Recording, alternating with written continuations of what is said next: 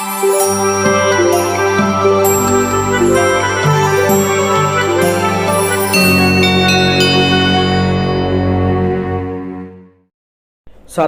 आपका हमारे YouTube channel yes my study point में स्वागत है। आज हम लेके आए हैं इतिहास का चैप्टर आधुनिक भारत में शिक्षा का विकास। इस चैप्टर से महत्वपूर्ण क्वेश्चन है, बहुत आते हैं, वनडे एसएससी और यूपीएससी सभी में आते हैं। इसके क्वेश्चन आंसर है और इसी से सारा आपका फंस जाएगा। ओके दोस्तों, तो सारा वीडियो देख लीजिए आप, हर एग्जाम के लिए इंपॉर्टेंट है। देखते हैं क्वेश्चन आंसर फॉर्म में है। आइए देखते हैं पहला क्वेश्चन। भारत में अंग्रेजों ने प्रथम मदरसा कहाँ स्थापित किया था? दोस्तों कहाँ किया था? कलकत्ता में। 1781 में वारेन हेस्टिंग, ठीक है, ने कलकत्ता में मदरसा की स्थापना की थी। ओके, अगला क्वेश्चन।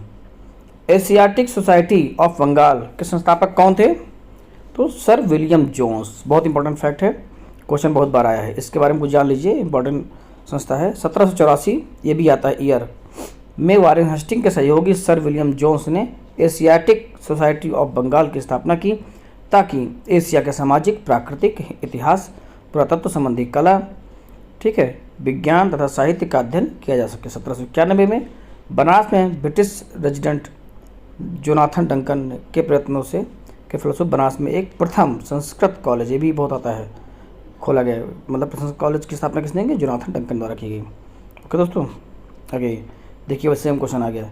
वाराणसी में प्रथम संस्कृत महाविद्यालय की स्थापना किसने की थी? तो किसने? जोनाथन डंकन ने की थी। ओके दोस्तों, आइए आगे देखते हैं। निम्नलिखित में से किसे पेरिस की रॉयल एशियाटिक सोसाइटी की सदस्यता प्रदान की गई? किसे? माइकल मधुसूदन दत्त को। ओके दोस्तों इंपॉर्टेंट सूचना, आप चैनल को अगर सब्सक्राइब नहीं किए हैं अभी तक तो सब्सक्राइब कर लीजिए और बेल आइकन बजा दीजिए, जिससे कि आपको हमारे वीडियो समय समय पर मिलते रहें और आपकी पढ़ाई अच्छी होती रहे। ओके दोस्तों, आइए इसकी व्याख्या देखते हैं। पेरिस की रॉयल एशियाटिक सोसाइटी की सदस्यता माइकल मधुसूदन दत्त को प्रदान की गई थी।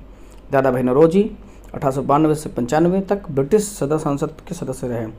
राजा राम मोहन राय ने 1828 में ब्रह्म समाज की स्थापना की। स्वामी विवेकानंद ने 1893 में हुई धर्मों की संसद, ठीक है, में भाग लिया। 1897 में रामकृष्ण मिशन की स्थापना की। ओके, महत्वपूर्ण फैक्ट सारे हैं, बहुत इंपॉर्टेंट हैं। निम्नलिखित अंग्रेजों में से कौन था जिसने सर्वप्रथम भगवत गीता का अंग्रेजी में अनुवाद किया था? दोस्तों ये थे चार्ल्स विल्किंस। ओके दोस्तों, चार्ल्स विल्किंस। क्लियर? डिटेल देख लीजिए। वारेन हेस्टिंग के काल में चार्ल्स विल्किंस ने भगवत गीता का प्रथम आंग्ल अनुवाद किया, जिसकी प्रस्तावना स्वयं वारेन हेस्टिंग ने, ये भी क्वेश्चन आता है, स्वयं वारेन हेस्टिंग ने लिखी। ओके, आइए अगला क्वेश्चन। निम्नलिखित में से किसने कालिदास की प्रसिद्ध रचना शकुंतला का पहली बार अंग्रेजी में अनुवाद किया? किसने किया? सर विलियम जोन्स ने। ओके दोस्तों, किसने? सर विलियम जोन्स ने। ओके, इनके बारे को जान लेते हैं। Sir William Jones Warren Hasting के समय में कलकत्ता उच्चतम न्यायालय के न्यायाधीश नियुक्त हुए हैं। इनकी प्रेरणा से 1784 में एशियाटिक सोसाइटी की स्थापना हुई। ये स्वयं इसके सभापति नियुक्त हुए। ओके, इस संस्था ने एशियाटिक्स रिसर्चेस नामक पत्रिका के माध्यम से भारत के अतीत को प्रकाश में लाने का कार्य किया। इसी क्रम में इन्होंने 1789 में कालिदास रचित अभिज्ञान शाकुंतलम का अंग्रेजी में अनुवाद किया। इसके 5 संस्करण प्रकाशित किए। ओके, आगे आइए। स्वतंत्रता पूर्व अवधि में ब्रिटिश सरकार द्वारा भारत में आधुनिक शिक्षा के प्रसार का मुख्य उद्देश्य क्या था? तो क्या था? छोटे प्रशासनिक पदों पर नियुक्ति हेतु शिक्षित भारतीयों की आवश्यकता। बिल्कुल, इनका उद्देश्य तो यही था। आइए इसका आंसर देखते हैं। ठीक है, आंसर देखिए यही है। तो अब क्लियर हो गया। आगे इसका व्याख्या देख लीजिए। वही जो आपका आंसर सेम उन्होंने लिख दिया है, व्याख्या में सेम है। ब्रिटिश राज द्वारा भारत में अंग्रेजी शिक्षा का प्रसार करवाने के पीछे मुख्य कारण था प्रशासन का खर्च कम करने की चिंता। इसके लिए सरकार शिक्षित भारतीयों की संख्या बढ़ाना चाहती थी, जिससे प्रशासन और ब्रिटिश व्यावसायिक प्रतिष्ठानों की छोटे कर्मचारियों की बड़ी और बढ़ती हुई ज़रूरतों को पूरा किया जा सके। क्लियर? अगला क्वेश्चन है, ब्रिटिश सरकार के किस अधिनियम ने सबसे पहली बार भारत में शिक्षा के लिए 1 लाख रुपए दिए? इंपॉर्टेंट फैक्ट है, चार्टर अधिनियम 1813 में।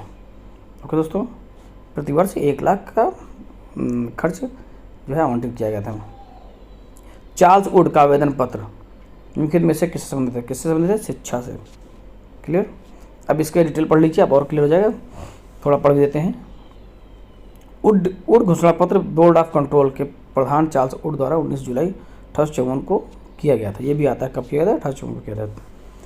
इस घोषणा पत्र में भारतीय शिक्षा पर एक व्यापक योजना प्रस्तुत की गई थी जिसे उड का डिस्पैच कहा जाता है। ठीक है, 100 अनुच्छेदों वाले इस प्रस्ताव में शिक्षा के उद्देश्य, माध्यम, सुधारों आदि पर विचार किया गया था। इस घोषणा पत्र को भारतीय शिक्षा का मैग्ना कार्टा, ये भी इंपॉर्टेंट है, वेरी वेरी इंपॉर्टेंट है, इसको दोस्तों याद रखिए। ठीक है, वेरी वेरी इंपॉर्टेंट है, कहा गया है। ठीक है, प्रस्ताव में सरकार ने पश्चात शिक्षा के प्रसार को अपना उद्देश्य बनाया। उच्च शिक्षा को अंग्रेजी भाषा के माध्यम से दिए जाने पर बल दिया, परंतु साथ ही साथ देसी भाषाओं के विकास को महत्व दिया गया। इसके अनुसार लंदन विश्वविद्यालय के आधार पर कलकत्ता, बम्बई और मद्रास में एक महाविद्यालय की स्थापना की गई। ओके, अगला ये हंटर कमीशन की रिपोर्ट में विकास पर विशेष जोर दिया। किस पर? प्राथमिक शिक्षा। ठीक, प्राथमिक शिक्षा के विकास पर बहुत जोर दिया। आइए डिटेल देख लेते हैं। 1854 को आया था उड डिस्पैच, ये भी याद रखिए, प्रगति की समीक्षा करने के लिए। ठीक है, 1882 में डब्ल्यू हंटर की अध्यक्षता में एक आयोग नियुक्त किया गया। इस आयोग की रिपोर्ट प्राथमिक शिक्षा पर सुधार एवं विकास पर विशेष जोर दिया गया। Clear. National council of education की स्थापना कब हुई दोस्तों? कब हुई? 15 अगस्त 1906 को हुई। ठीक, आप डिटेल पढ़ लीजिए और क्लियर हो जाएगा। अगला ये सैडलर आयोग की संबंधित किससे था? सैडलर आयोग शिक्षा से संबंधित था। ठीक, कब आया था? 1917 में। देखिए 1917 में सरकार ने कलकत्ता विश्वविद्यालय की संभावनाओं के अध्ययन तथा रिपोर्ट के लिए एक आयोग नियुक्त किया है। और कौन था उसके? M.E. सैडलर, जो लॉर्ड्स विश्वविद्यालय के उपकुलपति थे।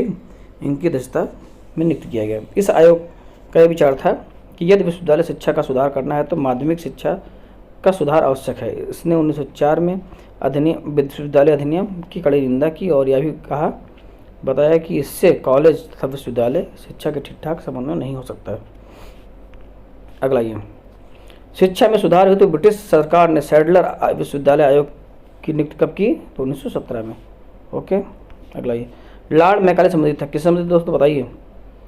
ठीक, किससे? अंग्रेजी शिक्षा से। ये भी बहुत बड़ा क्वेश्चन आया है, तो आप ध्यान रखिए, अंग्रेजी से संबंधित। ठीक, भारत के औपनिवेशिक काम में अधोमुखी निस्पंदन सिद्धांत किस क्षेत्र से संबंधित था? तो ये शिक्षा से था। इसका देखिए, इसका कहा फिल्ट्रेशन कहा गया, अधोमुखी सिद्धांत, the theory of downward filtration. ठीक है, बहुत महत्वपूर्ण इतिहास में औपनिवेशिक काल में अधोमुखी निस्पंदन से सिद्धांत, ठीक है, शिक्षा क्षेत्र में संबंधित था। इस सिद्धांत का अर्थ क्या था? देखिए, शिक्षा समाज के उच्च वर्ग को ही दी जाए, इस वर्ग से छन छन कर शिक्षा का असर जन सामान्य तक पहुँचेगा। मैकाले का कहना था कि सीमित संसाधनों से समस्त जनता को शिक्षित करना असंभव है। ओके, तो ये मैकाले का सिद्धांत है। भारत की शैक्षणिक नीति फिल्ट्रेशन थ्योरी, वही जो आप पढ़ चुके हैं, किसने पता की? किसने? मैकाले ने की।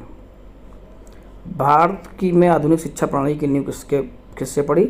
तो किससे पड़ी? 1935 के मैकाले के स्मरण पत्र से। ओके, आप डेट पढ़ लीजिए और क्लियर हो जाएगा। ठीक है, व्याख्या पढ़ लीजिए आप, जिससे आपको और चीज़ें क्लियर हो जाएं। आगे आइए। किसके शासनकाल में भारत में अंग्रेजी शिक्षा आरंभ की गई? किसके? लॉर्ड विलियम, ठीक है, बेंटिंग के।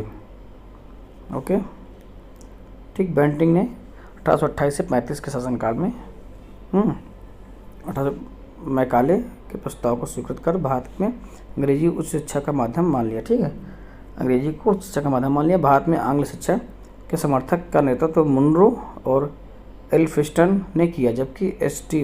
प्रिंसेप और ने प्राच्य शिक्षा का नेतृत्व किया। ठीक,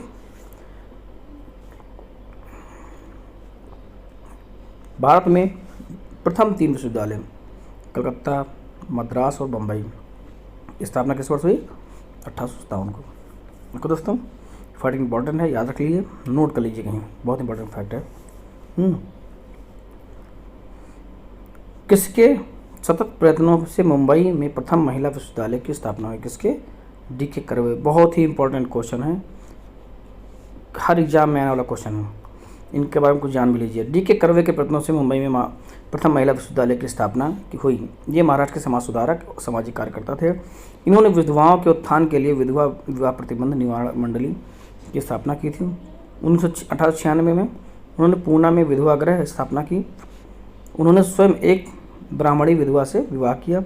1858 में उन्हें भारत रत्न प्रदान किया गया। ठीक है, तो इंपॉर्टेंट क्वेश्चन है D.K. Curve. Deccan educational society की स्थापना से कौन संबंधित है? कौन है?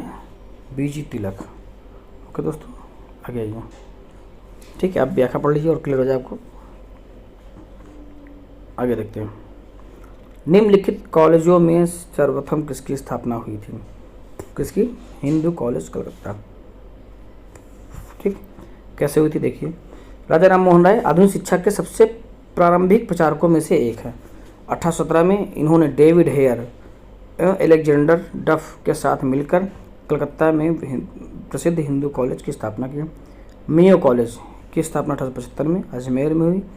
मुस्लिम एंग्लो ओरिएंटल कॉलेज की स्थापना 1875 में अलीगढ़ में हुई एवं दिल्ली कॉलेज की स्थापना 1824 में हुई थी। ठीक, डेविड हेयर और एलेक्जेंडर डफ के साथ मिलकर निम्नलिखित में से किसने कलकत्ता में हिंदू कॉलेज की स्थापना की? तो वो कौन थे? राजा राम मोहन राय। ओके, ये भी क्वेश्चन बहुत इंपॉर्टेंट है, याद रखिए। निम्नलिखित में से किसने भारतीय विश्वविद्यालयों में धार्मिक शिक्षा के लिए प्रबल रूप से वकालत की? किसने? मदन मोहन मालवीय ने। ठीक, इन्होंने क्या कहा कि धार्मिक शिक्षा का प्रबल, ठीक है, क्या कहा इन्होंने?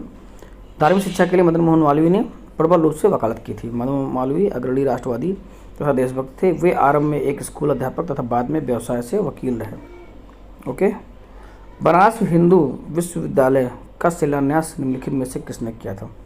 तो लॉर्ड हार्डिंग ने किया था। ठीक, बनारस हिंदू विश्वविद्यालय के शिलान्यास 4 फरवरी 1916 को वसंत पंचमी के दिन तत्कालीन वायसराय लॉर्ड हार्डिंग द्वारा किया गया। ठीक, आगे आइए। निम्नलिखित में से किसे सर्वप्रथम केंद्रीय विश्वविद्यालय घोषित किया गया? तो किसे घोषित किया प्रथम? बनारस हिंदू विश्वविद्यालय को। कन्फ्यूजन नहीं रखना है, बनारस हिंदू विश्वविद्यालय सर्वप्रथम घोषित किया गया। ठीक है, केंद्रीय विश्वविद्यालय।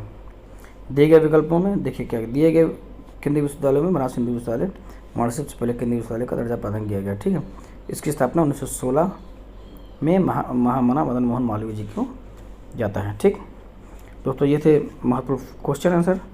फिर मिलेंगे अगले वीडियो में अगले चैप्टर के साथ। बहुत धन्यवाद।